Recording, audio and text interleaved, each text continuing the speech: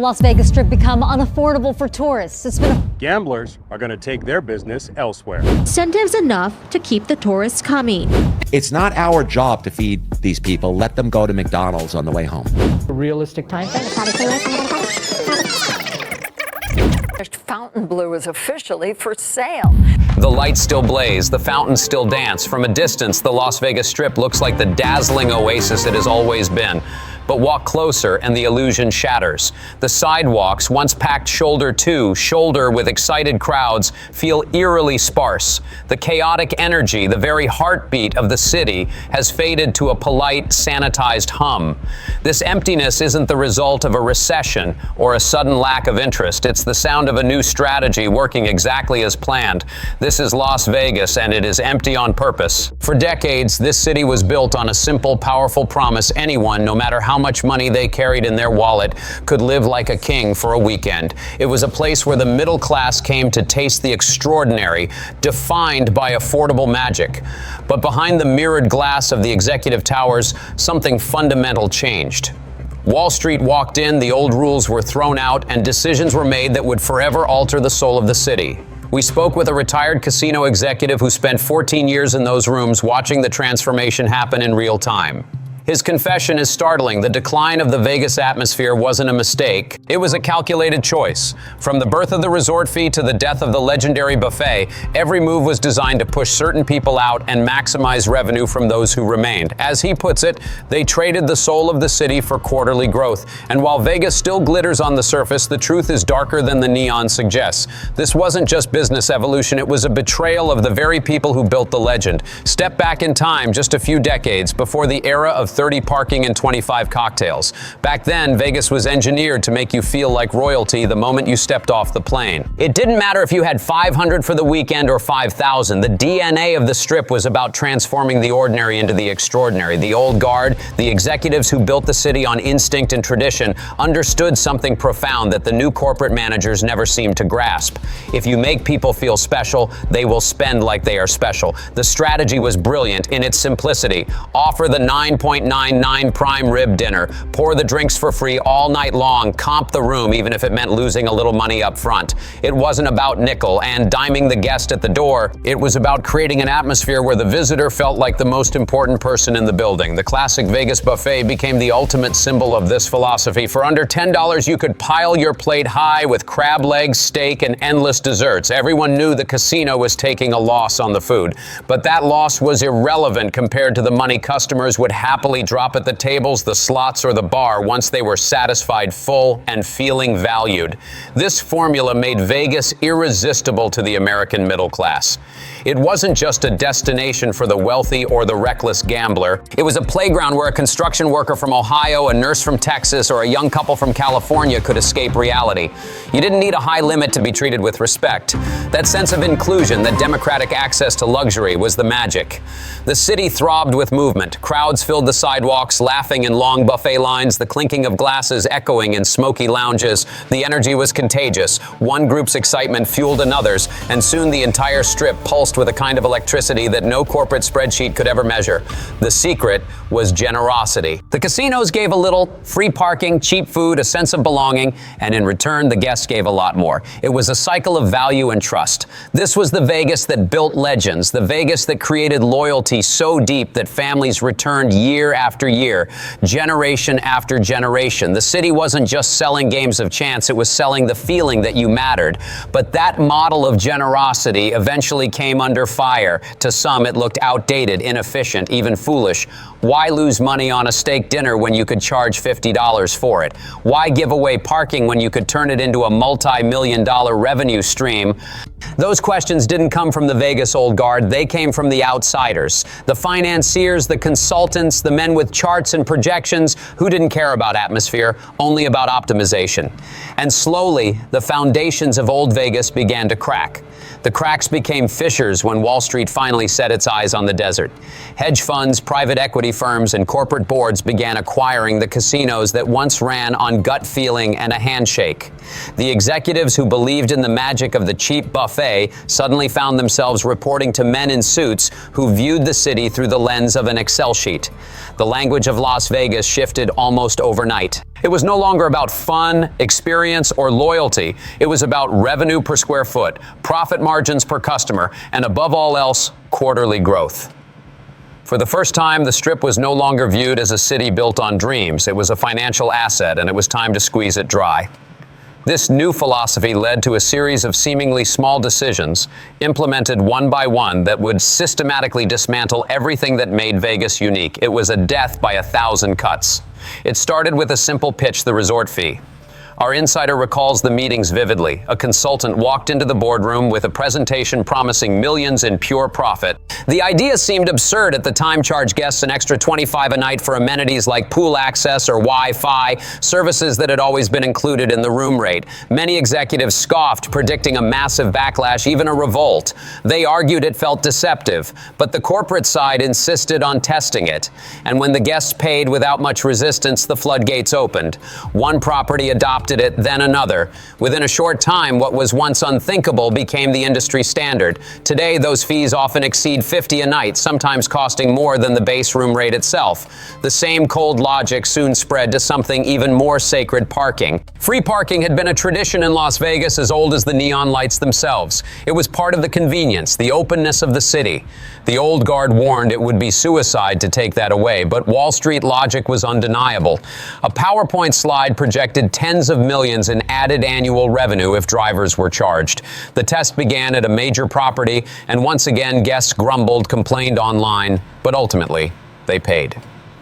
By the next year, the entire Strip had followed suit. The numbers looked good on the balance sheet, but the soul of Vegas dimmed just a little more. Food and drinks were the next frontier. The iconic 9.99 buffet, the pride of Vegas, became a target. Corporate reasoning was clear. Why operate food service at a loss when you can turn it into a massive profit center? Prices doubled, then tripled. Buffets that once catered to families now cost $75 per person. Drinks that once came free while you played a slot machine now cost $20, then $30. Every single item that had once been a gesture of generosity was analyzed, repackaged, and maximized as a line item on a spreadsheet. The old Vegas model of give a little to get a lot was officially dead. It was replaced by take as much as you can and then find ways to take more. What made this shift especially insidious was how the public responded. Every time a new fee or price hike was introduced, there was anger, complaints, and headlines predicting the death of Vegas. But then the guests came anyway. They grumbled while pulling out their credit cards, but they still paid. This behavior sent a dangerous signal back to the boardrooms. The limits could always be pushed further. If the public kept showing up, there was absolutely no incentive to stop. The Strip began to change visibly. What was once a playground for the middle class became a maze of charges, restrictions, and high-priced barriers. Guests no longer felt like royalty. They felt like marks in a game where the house always won, not just at the tables, but at the hotel check-in, the restaurant, and even the parking garage. A weekend in Vegas turned into a series of stressful transactions, each one designed to bleed a little more from your wallet. For the executives caught in the middle, the transformation was painful. Our insider describes the intense pressure to conform. Resistance came with a price. Those who stood in the way of the new corporate model, those who argued for the value of atmosphere and loyalty, were quickly marginalized or replaced. The ultimatum was clear: adapt or get out. He admits with visible regret that he signed off on changes he knew would kill the magic. He was complicit. He could have fought harder, he says, but he didn't. In his words, if I didn't play along, I'd have been replaced by someone who would. It was a corporate culture where maximizing shareholder value trumped everything else, including the identity of the city itself. He explained why he ultimately chose to retire early. It wasn't burnout, it was disillusionment. The meetings grew more mechanical, more detached from the human experience. Conversations weren't about creating unforgettable weekends anymore. They were solely about squeezing margins and finding new ways to extract revenue.